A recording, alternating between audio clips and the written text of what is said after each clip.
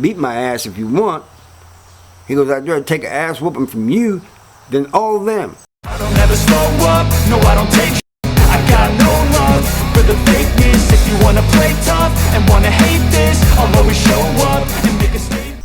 Farmington Correctional Center. I hated that place. I really did. They sent me from MSP there.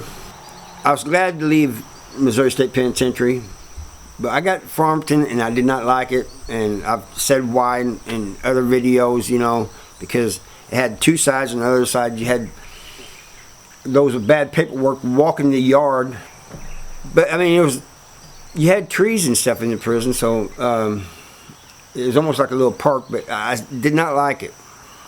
But anyway, the story I'm going to tell today is about me getting hooked on pills. Started out with Sudafed, and my friend, he was there when I first started. He got sent to Bowling Green. Like I said, it got started on Sudafed and ended up on muscle relaxers, painkillers, any pill I could get a hold of, you know. And people knew I had money coming in, so they would sell them to me. And a lot of times, like if I, on the Sudafed things, I'd tell them, because you're only allowed to buy one box, you know, and so, and they don't even sell them no more in the prisons, you know, for people using them. I'd have them buy some for me, and I'd buy something in place of that. But all these other pills, people was bringing them back from medical, which was easy to do back then. It's not so easy to do now. They crush them up and everything, and put them in a cup with water. But I was buying all these pills, and I mean, it got to where I wasn't working out. It was, you know, I was kind of letting myself go. A bunch of my workout partners, the people I hung around with one day, they decided they wasn't, actually, I think Kevin was part of it too. He was in Bowling Green, and he got word of what was going on, and he was trying to get back there just so that he could help me, I guess. But these guys all got together one day, decided they wasn't going to sell me any pills. They went around to everybody that I was buying them from and told them, do not sell them any.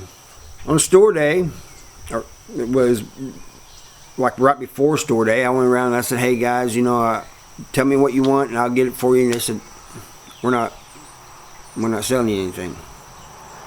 And I remember going to this one guy's cell, knocking on the door. He says, yeah. So I opened the door, and I said, hey man, you want to sell me something? He says, no, I'm not selling you anything. I said, why not? He goes, your friends told me not to. I said, heck with them.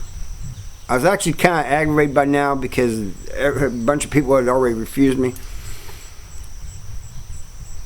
So my choice of words about saying heck with them, it was a little bit more colorful.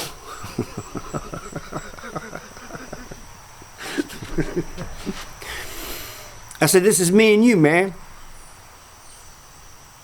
Me and you. And he said, no, I can't do it. And he could see I was mad. He goes, man, you can beat my ass if you want. He goes, I'd rather take an ass whooping from you than all of them. And I just walked off. I was so mad. The guys I hung around with, they didn't know what I was going to do, you know, and they was kind of prepared, you know. They thought I might fight them or something, and I'll get to that here in a minute. But anyway, I got over all this, got past it, and I went around and thanked each and every one of them. You know, I said, hey man, I appreciate you guys doing that. And then one guy says, man, I thought I was going to have to fight you or something, you know. I thought you might try to fight me or stab me or something. I said, man, I would never stab you. He goes, man, you do not realize, Harvey, how mad you were and how angry you were. So we didn't know, you know. He goes, but some of those other little people that you was buying for him? He said, you had them nervous. And I said, well, I was pissed, you know. And but anyway, I really appreciate them doing that. That was in the 90s.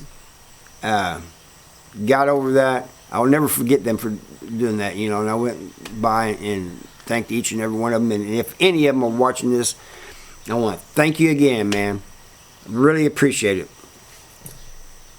But Farmington was, people, since I've got out, have told me about Farmington, like having loved ones in there that's all of a sudden no longer with them.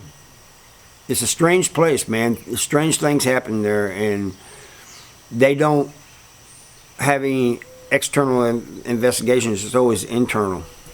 Same way with South Central Correctional Center. So a lot of people have answers, you know.